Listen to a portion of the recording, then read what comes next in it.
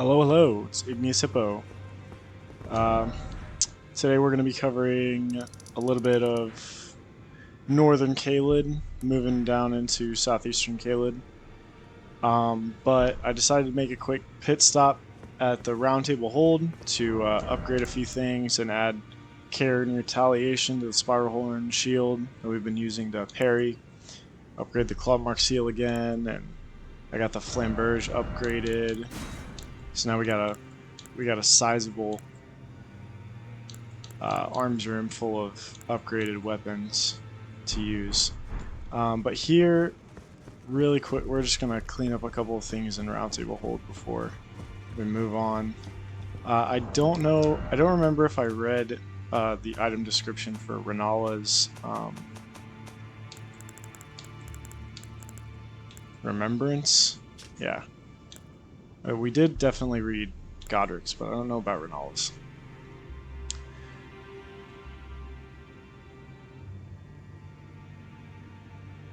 In her youth, Renala was a prominent champion who charmed the academy with her lunar magic, becoming its master. She also led the Glintstone Knights and established the House of Karya as royalty. Cool. And with that, we can also get her armor set. This is pretty cool. The helmet raises your intelligence by 1. A tall crown depicting the moon, worn by Renala, increases intelligence. When Renala, head of both the Academy of Lucaria and the Carian royal family, lost her husband Radagon, her heart went along with him. And then those at the Academy realized that Renala was no champion after all. Pretty sad. Yeah, we can see the sad state of affairs of the Academy of Lucaria and the Carian Manor. And it looks like all 4 of her armor pieces say the same thing. Her remembrance, though, we can get her Glintstone Staff as well as her Full Moon Sorcery. Sorcery symbolic of the Carian Queen. Queen Renala encountered this enchanting moon when she was young, and later it would bewitch the Academy. It looks like the moon powers some of the Glintstone sorceries. And this is her magic scepter. The Glintstone is known as Carian Blue, enhancing full moon sorceries. Only those of the highest intelligence may wield this, the finest of all Glintstone staves. 60 intelligence to wield the staff. Pretty cool. We're never going to use either of these in this playthrough, unfortunately. But I did go to one of the Wandering Mausoleums, the one in the Weeping Peninsula, to be exact, and got the Axe of Godric. Or I got another Godric Remembrance so that we could get the Axe of Godric.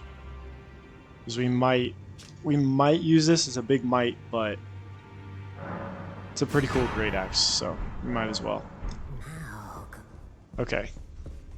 And then there's just a couple of other things that I want to clean up on the Round Table Hold really quickly. So I did find, off camera, I found, no, we found where Nefeli was last time, but she was crestfallen and didn't want to talk to us. There's also a stone sword key door over there. I might go do that while I'm here. Ah, you. Please, it's pathetic, I know. Okay, so she still doesn't want to talk to us, but I think I know why. We'll go ahead and do the stone sword key door while we're down here. So underneath the Round Table Hold. I didn't know this was here. My first playthrough I did find this, just from exploration. The Crepus Black Key Bow and some Black Key Bolts. So you got a crossbow.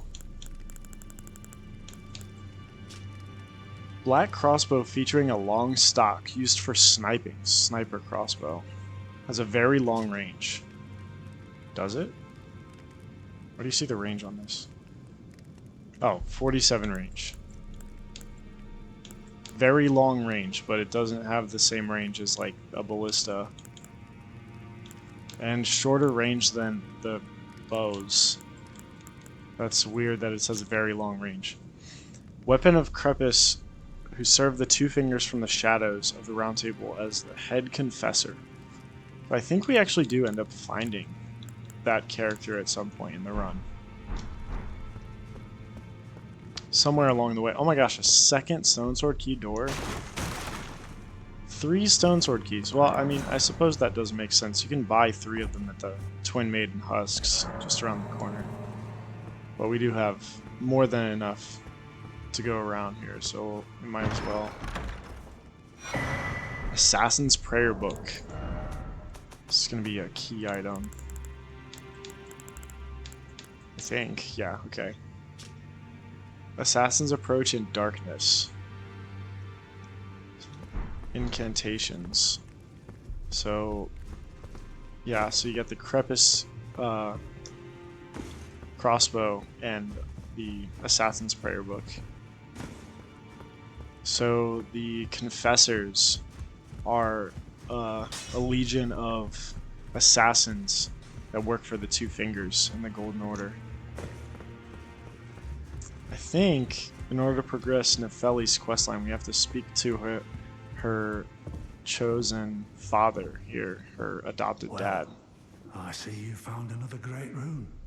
Wonderful. You are a worthy fellow tarnished indeed. Make the journey to the capital, Leyndell, that lies to the east of the Altus Plateau, at the foot of the Erd Tree. The Two Fingers will deny your passage no longer. You may be our best hope. Find your way to the Elden Ring, for we are tarnished, and we must answer the call of grace. Okay. We can still ask him about all of these things. We can ask him about the secret medallions. We can show him Selvis's potion. Let's talk to him about Nefeli's despair before. You've already heard. Indeed. It seemed the whelp harbored suspicions, so I had no further use for her. Honestly, what a man to do. A determined plebeian is more wicked than an omen horn, quite frankly. I suspect that's just what the Queen wants. A dose of ambition to incite the tarnished. Very weird. Okay, I do not trust him at all. I'm not going to ask him about the secret medallions. I'll figure that out myself. And I'm not going to show him Selvis's potion. As much as I distrust Selvis, I distrust him more. So I think we'll do what we will with Selvis's potion. We're definitely not giving it to Nefeli because I don't trust Selvis, but we'll hold on to that for now. Ah, you. Please, leave me be. It's pathetic, I know, but I need to think. Oh, here we go, okay. So you know already, do you? Right. It's true. My father cast me out for indulging my emotions, forgetting the mission, punishment for offing his pawns. Mother, Lord Gideon has offered me guidance all my life. I would have done anything for him, to place him on the throne of Elden Lord. And yet though it was not my intent, I betrayed him. Okay. And I can no longer trust him, Father. To think he'd order his men to enact such tragedy. Where is the justice he purports in that? He once told me that if he became Elden Lord, he would never allow the downtrodden to be cheated ever again. Was he simply lying to me? I wouldn't put it past him, Nefeli. Unfortunately, I'm sorry that he did that to you. No. How could I say that? Father has always given me his guidance. And now, I've lost it. Did it ever cross your mind that he maybe was using you? I mean, it's a sad reality, but we're definitely not going to give her the potion. Give the Stormhawk King. The Stormhawk King is the ash that we found on the second floor of the Chapel of Anticipation. The very, very first place that you spawn when you start a new character, when we went back there. So we'll give her the Stormhawk King. Is that ash? I can smell the ancient storm in it. My thanks. I'll gladly take it. Okay. I'm not like Broderica. I don't feel the presence of spirits, let alone see them. Still, this ash, it reminds me of my first hawk. Thank you. You're welcome. In this ash, it reminds me of my first hawk. Okay. So hopefully she feels a little better with that. And while we're here, I think we're gonna go ahead and progress. Yeah, we'll progress Fia the Deathbed Companion. Oh, my dear. Had a change of heart already. Sure. My thanks, great champion. I should have put a shirt on. But I mean, she doesn't seem to mind. She's not really hugging my chest anyway. You are very warm. Baldekin's Blessing. And our health just decreased a little bit. What you felt light up inside you was a Baldekin's blessing. Though it is but a fleeting thing, I am afraid. Come back to me, should you require another. I will take you in my arms as often as you need. So the Baldekin's Blessing sacrifices a bit of health. And when you use it, you gain more poise. So I don't really see the trade-off there, because usually with more poise comes higher defenses and more health. So I've never seen the usefulness. Yeah, we'll read the description though. A favor bestowed by a deathbed companion. Protection of a hidden temple in the guise of a bedchamber. The favor allows one to forget any aches and pains. In death there is only peace, for in death there can be no sensation. So it basically makes you numb. But it doesn't tell you why, that it reduces your health until you use it. So I always just use it just to get rid of it. You can see in the top left there, you get a health debuff and a poise buff while it's active. It makes you wonder, how can D and Fia reside in the Round Table Hold together? They're two opposing sides of the same battle, and yet they're less than 50 yards away from each other, just chilling. It's weird, but anyways, let's get into some exploration and combat before we all fall asleep.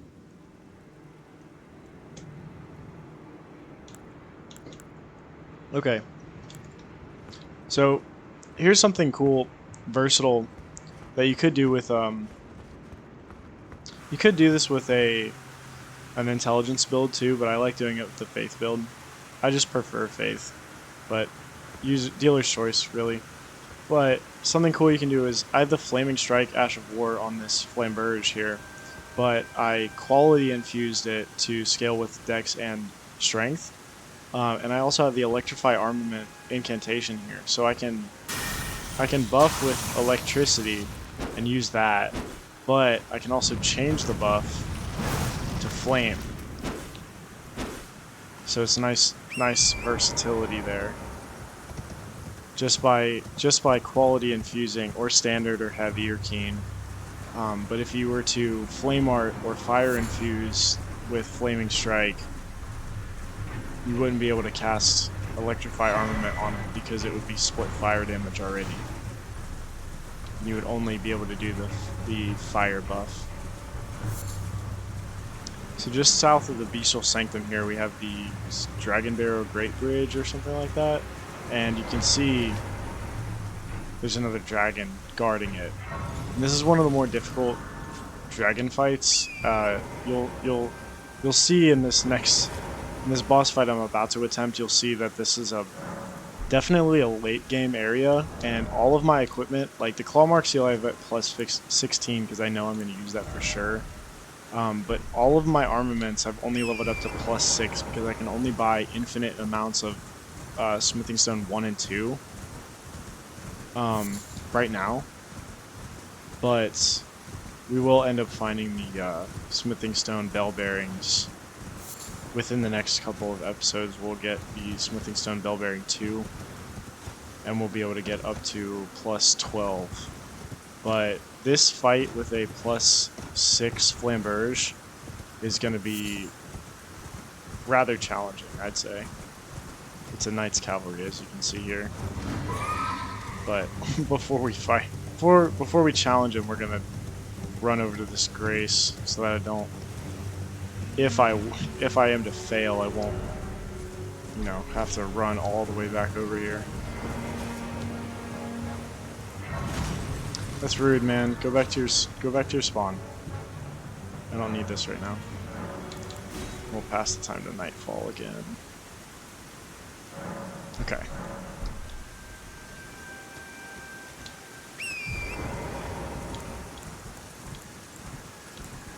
I wonder if fire or electricity does more. I want to say electricity does more against these guys, so I'll buff with electrify armament. And then drink up. I should put the lightning tear in my flask of Wondrous Physic. Yeah, you'll see. If I take a hit, you saw it. Yeah, I'm only doing 107 damage per hit, so this is going to be a rough fight.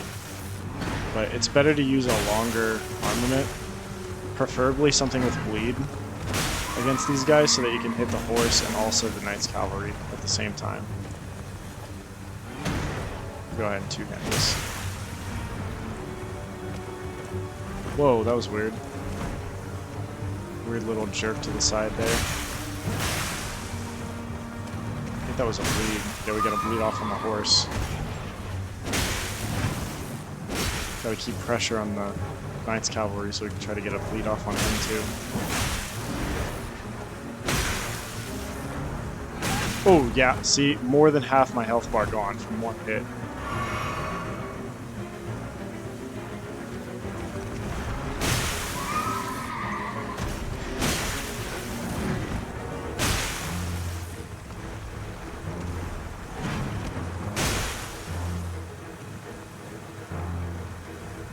This guy drops a really good Ash of War though, so we do want to do this fight for sure.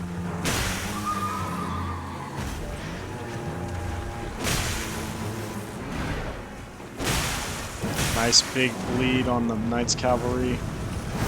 We'll get our flame buff going, see if it does any more damage. Okay, we're doing 118 with flame versus 106 with electric, so I think they're slightly less resistant to fire than they are to... Yeah, 118. Yeah, we're slightly more...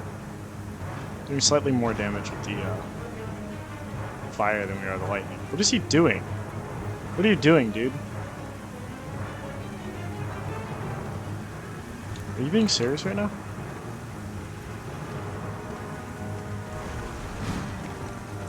Why are you doing this?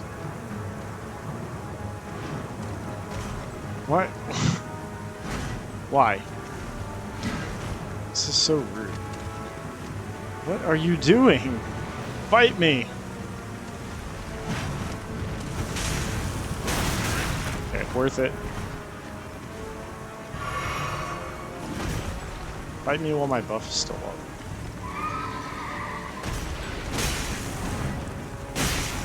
Horse is gonna die here soon. We'll get a ground riposte.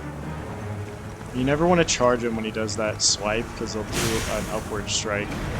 Yep.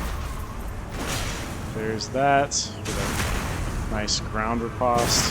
Try to get a bleed off while he's standing here. Okay, he roll caught me there. He's probably going to summon again. Yep, okay. Get our buff going again.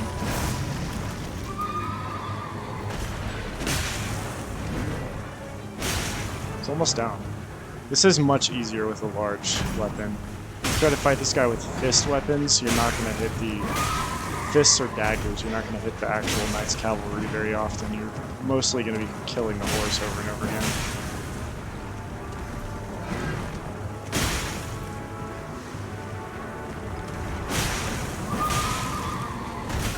Oh shoot.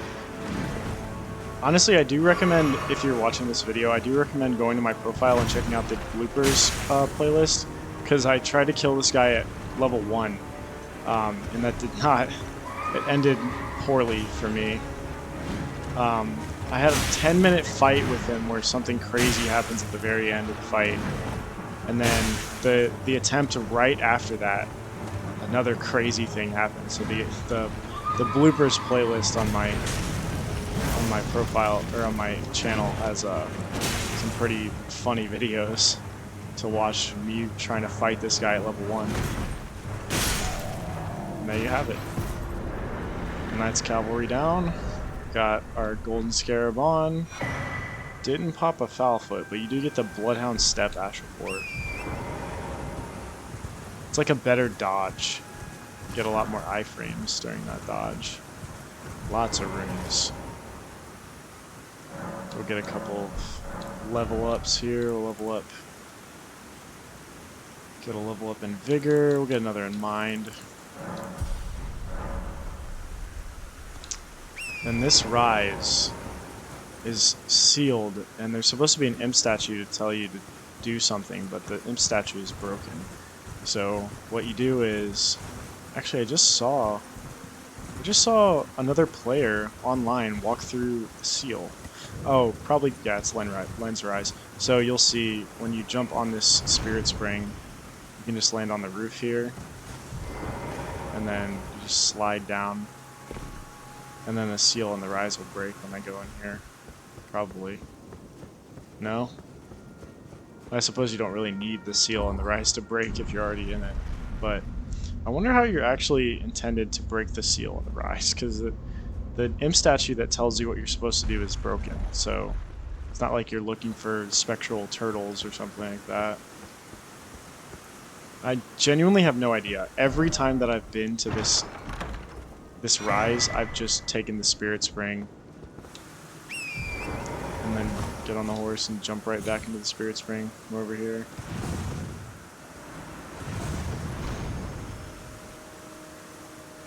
Then we can do some more grave robbing. It's only illegal if you get caught. Just saying. No, I'm kidding. Don't rob graves. That's not... I'm not condoning grave robbing. In Elden Ring, it seems a little... I mean, it's not really hurting anybody. The world is more or less ending, and those graves have been long forgotten. But now, we're going to challenge this Erdtree Avatar. Putrid Erdtree Avatar, the most annoying type of this enemy. But they are weak to fire. Need him to do an attack here. Not great damage with the Flame of Frenzy there, but he does have a lot of health. This is the attack. That attack is super annoying. Spreads Scarlet Rot everywhere. He's gonna do it again. I hate this. This is where it's really helpful to have the Frenzy Burst incantation, but I don't have enough faith to use the Frenzy Burst incantation just yet.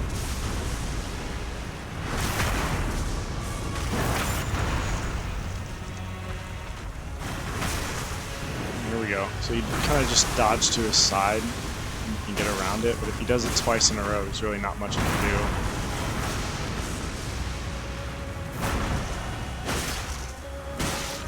I'm doing a lot more damage to the fire. Let's try Catch Flame.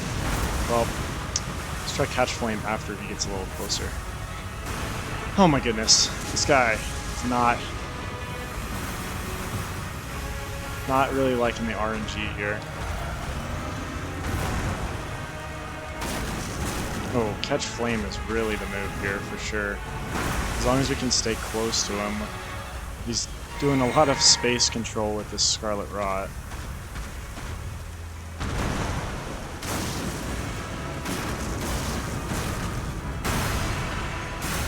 Stay away from that.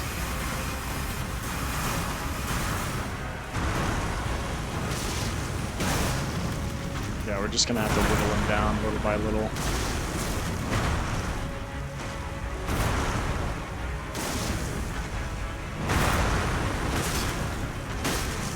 Come on, man. Yeah, the RNG gods are not happy with me right now.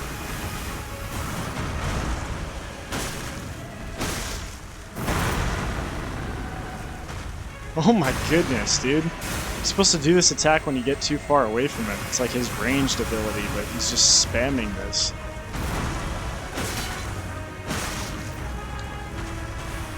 Okay, yeah.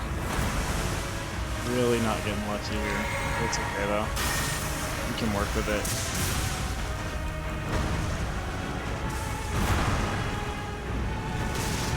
Oh no. Wow, that did a lot of damage.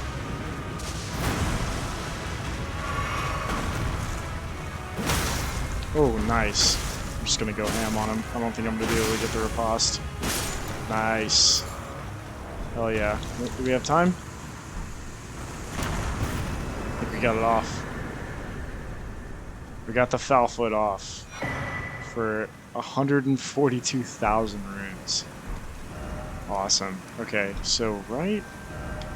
I want to say right off this cliff back here is where you get the... we found a painting in the Celia town of sorcery, and I want to go grab it. But I do not want to lose these runes. It's gonna be a rough time if I lose these runes, and it's a pretty dangerous parkour down the side of the mountain there. So I'm gonna hit a couple of level ups before we go over there and try that. Definitely want more vigor. Oh man, do I want to just pump 40? Screw it. Yeah, let's pump 40 vigor. Make the game super easy. Focusing on vigor as your main stat to level up is basically just this game on easy mode. Like it makes the game infinitely more easy, infinitely less difficult when you have so many points in vigor. Like having the biggest health pool is honestly endurance too. Like making sure that like if you don't know the boss quite yet, but you know like what kind of damage the boss does, if you take a shield into the boss fight and you just have a bunch of vigor, or vigor and endurance combo, like a bunch of endurance to be able to block with, it helps so much. You can just block every attack until you know his attacks, then you can time your dodges properly. But shields are underutilized. Like shields are really good. Okay, so you just go right up next to this little pot. Should be a branch you can fall down on. This message, look carefully ahead and then see climbable spot, yeah. So you drop down right here. Definitely gonna take some damage on the way down, but well worth the reward for completing this parkour properly. Okay, we're gonna hop off torrent here just to make sure we don't mess up this jump.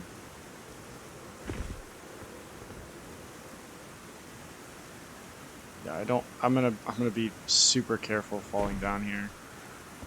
Don't want to have to do this again.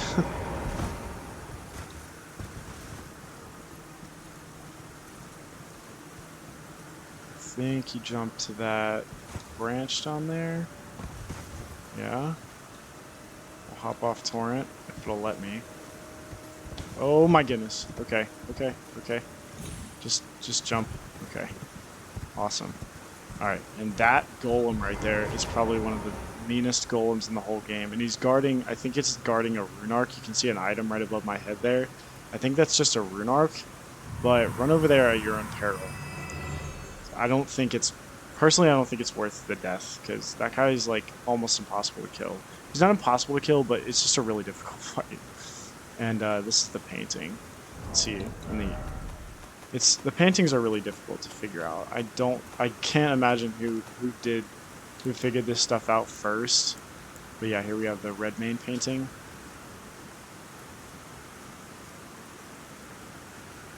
This painter is said to have captured the landscapes seen during the last moments of those welcomed into death's embrace. So the artists who made these paintings died. The soul of the painter and the vestiges of the dead's last moments can be discovered by visiting the location depicted even now. Yeah, so he drops the Rain of Arrows Ashavor. It's a really, really good Ashavor for great bows to do heavy damage. And for like, you know, regular bows and light bows to proc status effects like poison and bleed, because you hit many times in a row. Especially on larger enemies. It's really good against like dragons and stuff that covers a large surface area. So we will try to utilize that. I'm not sure I don't think I can change the Ash of War on the composite bow that we leveled up, but we can level up a different bow. I'm pretty sure we can buy a regular long bow from the Twin Maiden Husks as well. And level that up, but we'll have to get some fire arrows or potentially a, yeah, see there's a ball there. Get some fire arrows, some bleed arrows, and poison arrows. We'll make use of the rain of arrows for sure. And then just down the way here, being guarded by a bear. I don't want to kill. I like bears. Yeah, so under the bridge, you have another cave right here. I think we'll just go ahead and go for this cave, the Dragonbarrow cave. We should be able to do this. I'm not gonna. It's probably gonna be difficult, but I think we can. I think we can manage. We'll do our best. Put on the boost physical damage negation just in case. Oh, oops. Accidentally cast catch flame there, trying to use a torch that's not in my hand. That's great. The beast repellent torch. I wonder if this works on... I think there's going to be a giant rune bear in here. I wonder if it works on the rune bear. Let's go ahead and test it out. Hello. And he doesn't even see me. The direction to the boss is literally like right there, but there's a really good talisman behind this rune bear that I really want to get. He's gonna turn around here in a second, so I want to make sure that I'm paying attention. He's scared me many times.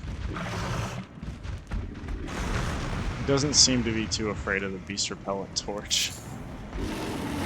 Oh, yeah, nope, definitely not afraid of the beast repellent torch. That's okay, though. We got what we came for. The bull goat talisman. Give us a major increase to our poise.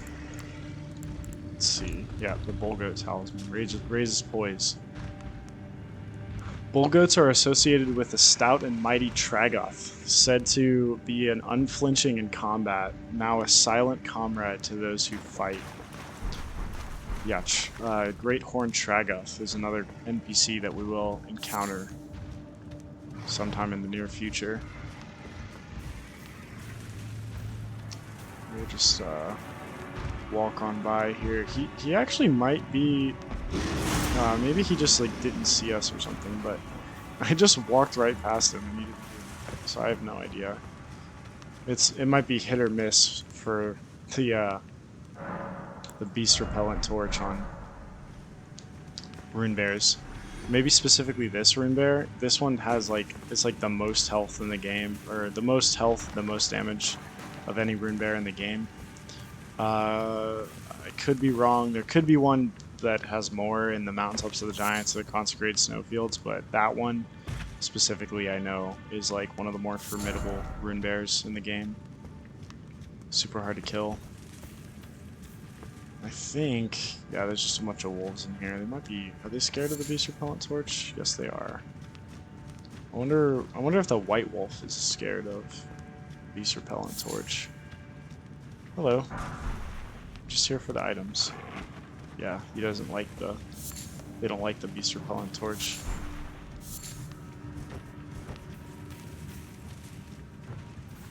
Makes caves like this a lot more peaceful. Just because I did a little bit of a demonstration there, I'll tell you. Oh, I can't open my map. Well, it's from the isolated merchant, like pretty much right at the beginning of the Dragonbarrow, to the far northwest. Yeah, it's right here. This merchant sells the beast repellent torch. And I think this is the boss fight. So let's go ahead and get ready for that. I think this is the boss fight. Ooh, it's a couple of beastmen. Yeah, so it's a beastman of Pharaoh Missoula dual boss fight. We fought a single beastman of Pharaoh Missoula in the very first cave that we did, the Groveside Cave. But now they've been scaled up for Dragonbarrow. We gotta fight 2 of them. So let's go ahead and get to it before my flask runs out. Can I hit him with a pot, maybe? Oh my goodness, I'm doing no damage. Okay, I'm gonna go for the throwing knife one first.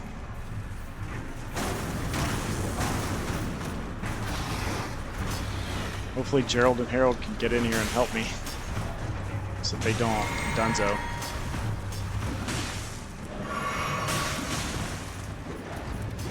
Oh, now would be a perfect time for a flaming strike. Get in there. Nice. Once we take one of them out, it should be a lot easier, but the duo boss fights are really difficult to do by yourself. Nice, okay. This fight just got a lot easier. Alright, let's get in there. Oh shoot. Okay. We can try to parry him. Try to parry him. Come here. Oh my goodness, we might not even need to. Might not even need to parry him. Oh, there's a parry. So it looks like carry and retaliation only works if you parry a spell. But we gotta remember that for spellcasters. Nice!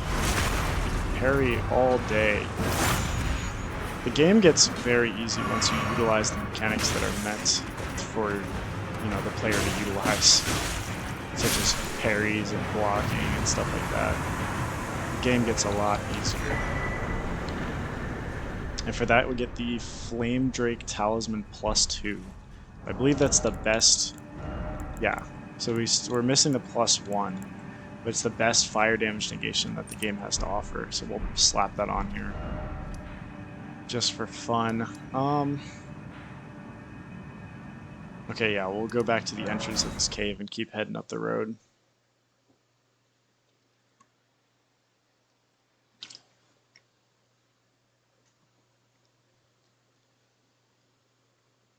Come on, Elden Ring, you can do it. I believe in you. Yay. My PC. Doesn't even sound like it's gonna explode. It's actually keeping a pretty good temperature for as many programs that I'm running at the same time right now. Okay, Mr. Bear, just leave me alone, I'll leave you alone.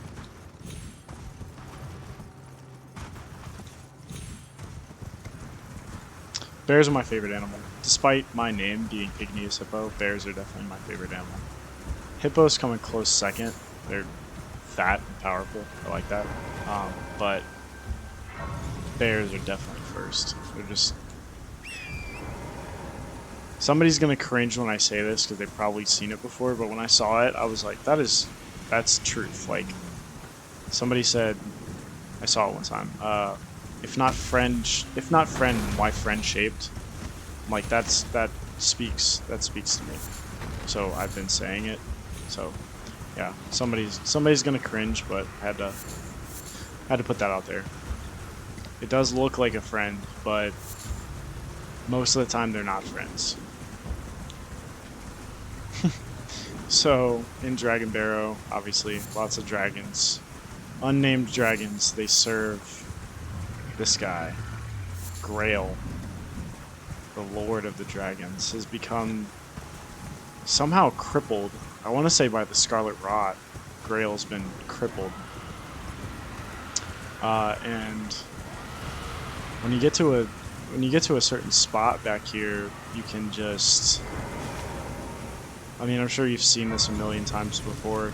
If you know Elden Ring and you've watched Elden Ring videos, you know that you can just walk up to this guy and sit like at any spot behind him, and nothing will stop you. You can literally just kill that dragon for like, if you have the gold scarab talisman and a gold pickled fowlfoot, you can get something like 90,000 runes for free. I'm not gonna waste a portion of my video showing you that, but I'll do it off camera just so I can get some more level ups.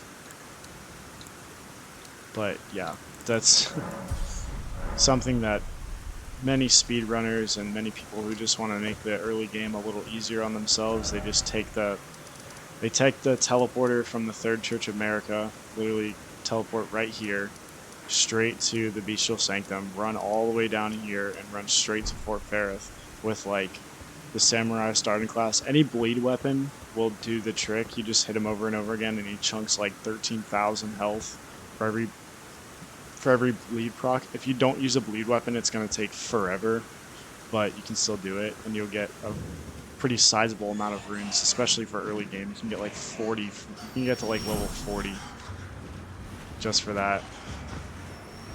So here at Fort Ferrith, we're not going to waste any time killing all these enemies because we're only here for a couple of items.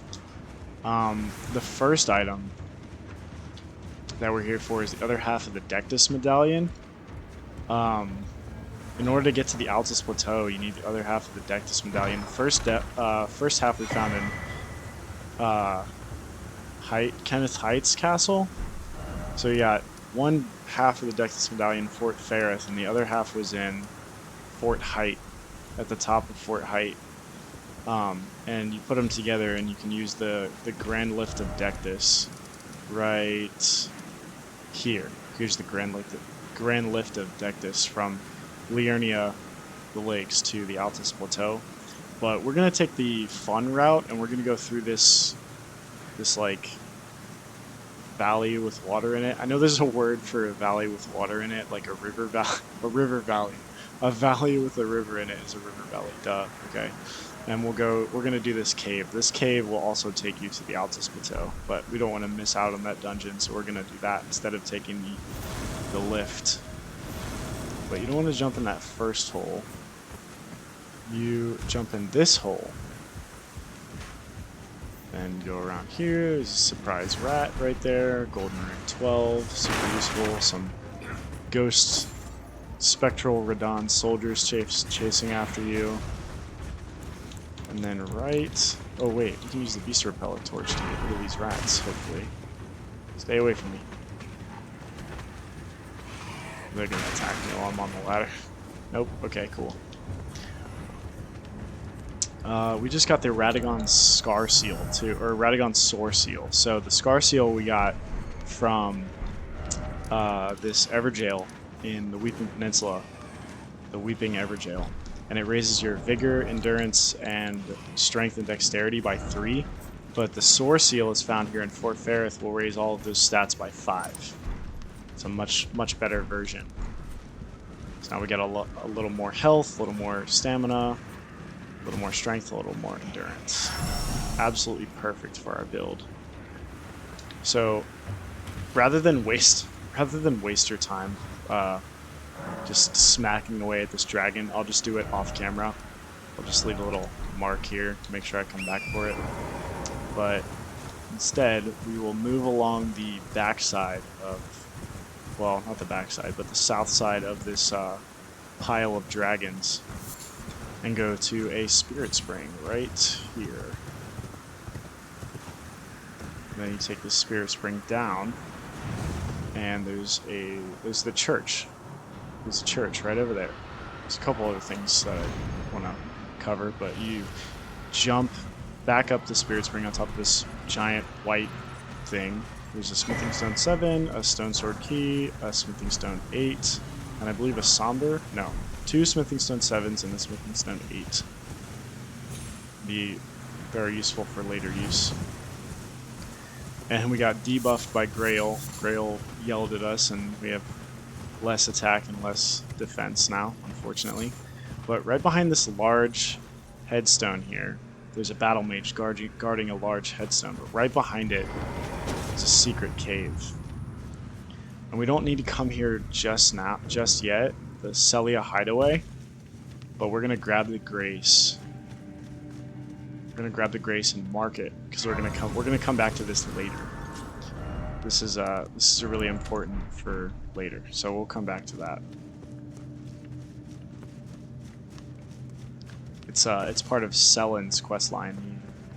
The witch that we met in like episode 1 or 2, she's still hanging out in the Waypoint Ruins. She'll teach you some base level sorceries. You can give her scrolls and she'll teach you more sorceries, but she's got more to her questline that'll come later once we explore more of Mount Gelmir. We got some beast blood on that. Wow, he does not get flinched by much, does he? Why am I still holding this torch? Status buildup is really blocking my view here. Okay.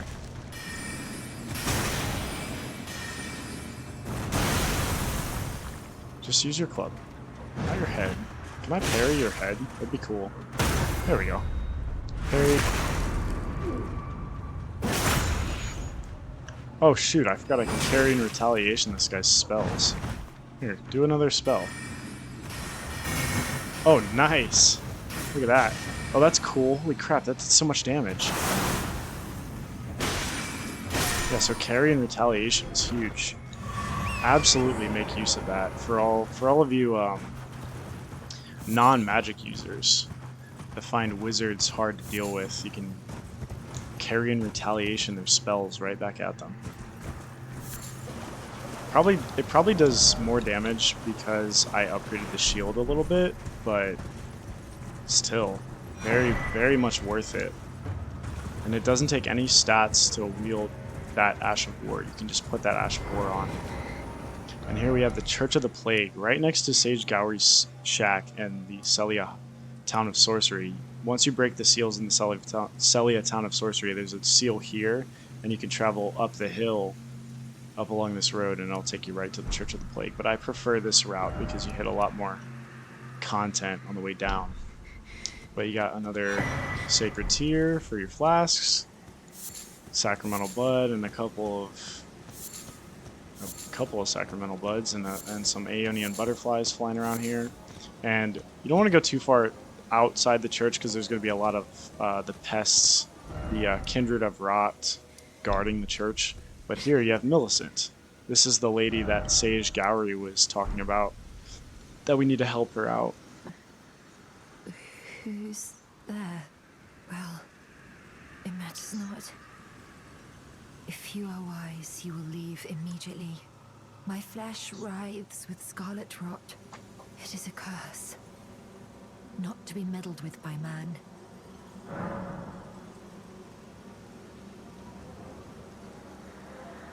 Yeah, so we can give her the needle that Sage Gowry fixed for us. You ask that I stab myself with the needle to quell the scarlet rot. But how? Never mind. I've decided I would rather trust you than simply continue to spoil from within. Would you mind averting your eyes for a moment?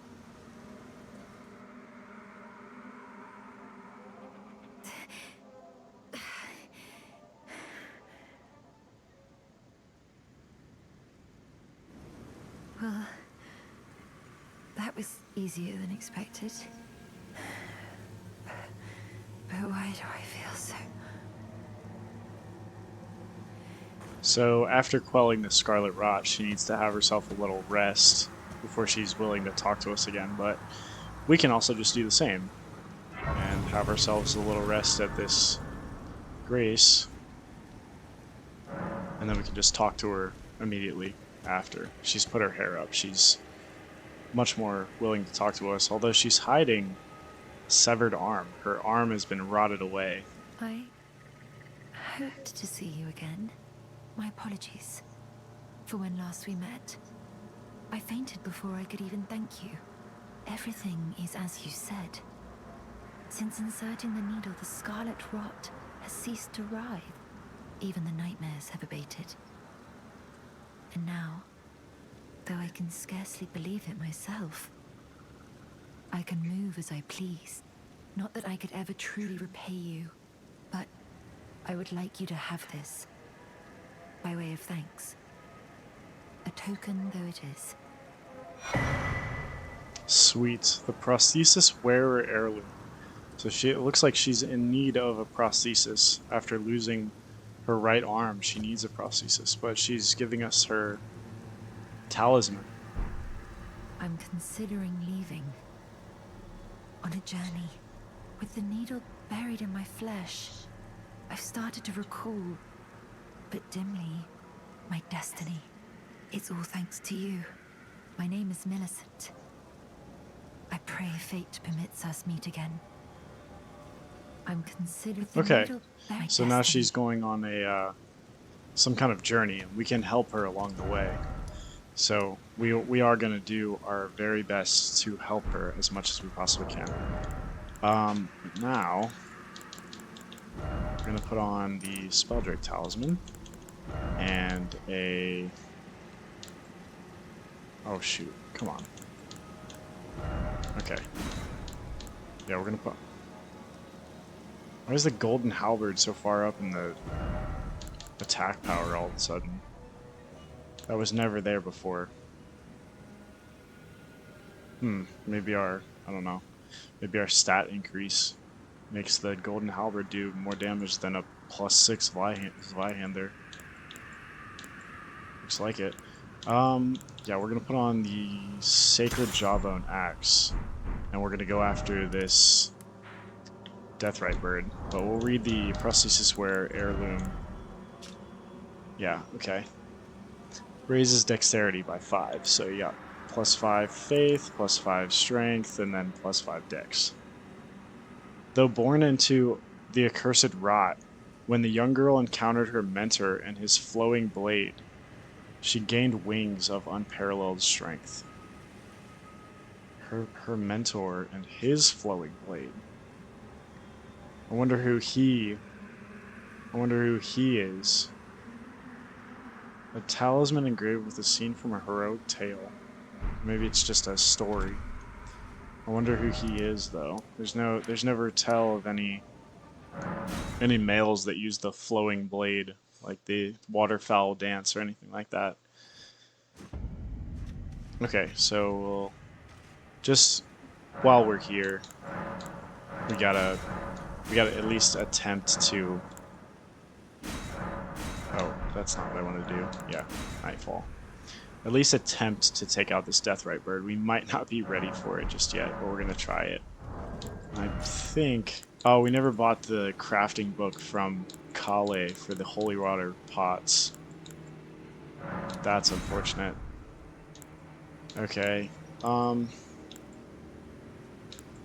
it looks like we're just gonna have to go for it. We don't have any holy dealing incantations either. We have the Lightning Spear. Okay, we're going to go for it with the Lightning Spear and the Sacred Blade, Ash of War. We'll mix our Wondrous Physic. We'll raise our Faith, and we'll raise our Holy Damage. So I can try to increase our odds of actually killing this Deathrite Bird. One of the more difficult Deathrite Bird boss fights. We're to go for it.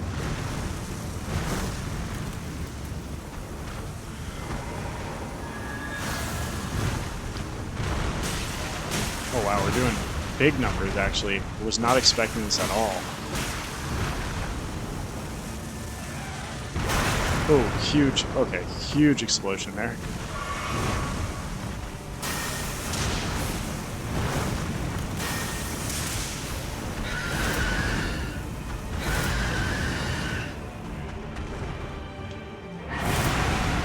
Ooh, we gotta take him out for that. Nice. Wow, okay. I wasn't expecting to do so much damage, but I suppose the flask buff really helped there. Because they're super weak to holy damage. And for that Deathrite Bird, you get the Death's Poker. A really good intelligence greatsword. It doesn't look like a greatsword. It looks like a giant cane, but it's definitely a greatsword. Yeah, here we go. It does standard pierce, just like the rest of the greatswords. And it's got Ghost Flame Ignition. attack that he was using. You only need 11 intelligence to wield it. So we could get 2 levels in intelligence and wield this. This is a really really good weapon. Barbed rod carried by deathbirds. The birds are graveyard firekeepers. It is said that they rake out the ashen remains of the dead from their kilns.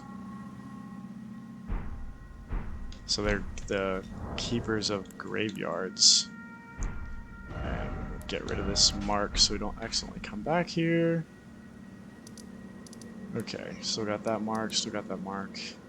Okay, got about 5 minutes left in the episode. Let's go talk to Sage Gowry about Millicent, see if he's got any news for us. Coming through the front side here, we're going to be met with a little bit of resistance. Got a giant throwing enormous magic pots from the top there.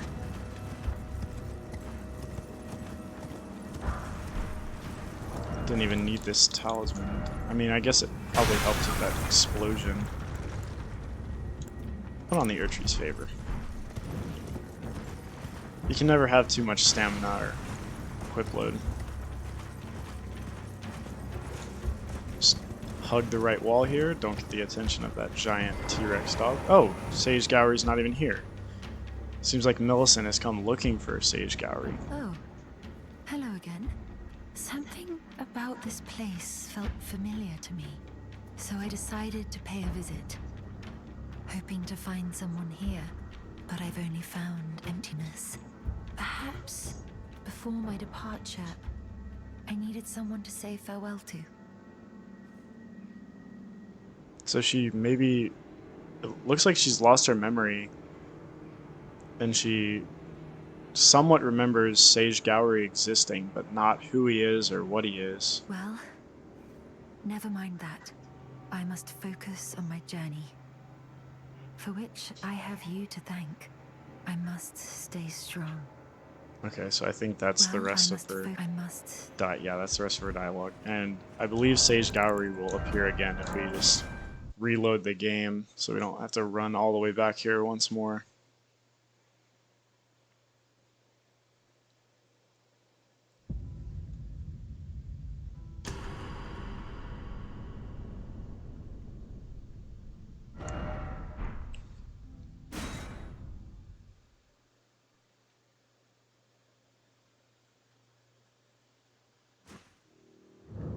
Yep, okay, so Millicent has moved to her next location, and here's Gowry once more. Thank you kindly for giving the needle to Millicent.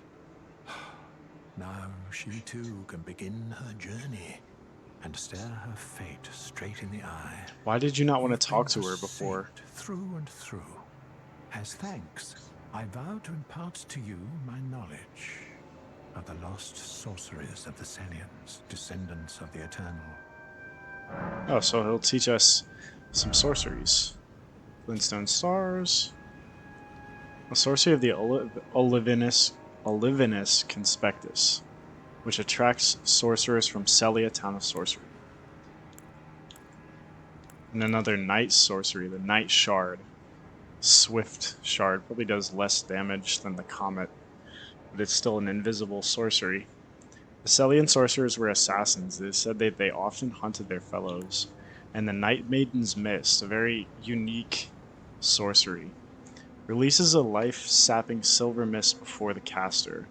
I believe this is used by the Nox Swordstress and the Nox monks from Noxtella. Below Celia, the eternal city of Nokron, so not Noxtella, from Nokron. This sorcery originates from the maidens of that place. Yeah, the Nox maidens. Cool. So let's tell him that Millicent paid a visit, and he was out getting milk or something. He just sits here 24/7 until Millicent finally shows up, and he's got something to do suddenly. Oh, you noticed, did you? Indeed, Millicent did visit this hovel of a home. It seems the memories eaten away by the rotting sickness yet remain, but faintly. However, she has no need of me anymore. No, she must embark on her journey and stare her fate in the eye. I mustn't impede. As I've aged, I've found the best way to aid the young is to be forgotten. It's kind of a bleak outlook on life, Gowry. But I suppose to each their own. His perception is his own. And with that, we've hit exactly the 1 hour mark. In the next episode, we'll go back to the deep Siofra well, where we came up the other side of Siofra riverbank. There's an elevator here, and we came up into the deep Siofra well. There's nothing, I don't think there's much in this direction, in this valley, but you can't get into this valley any other way than coming up through the deep Siofra well. But we are going to go down this way, and there's a challenge that awaits us around this area. So next episode we'll start with that, and then we will move on to this this dungeon that will lead us into the Altus Plateau, and we will finally start exploring the Altus Plateau.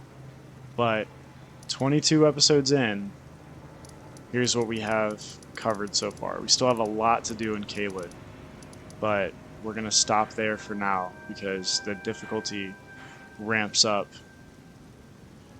quite a bit from here on out in Caelid.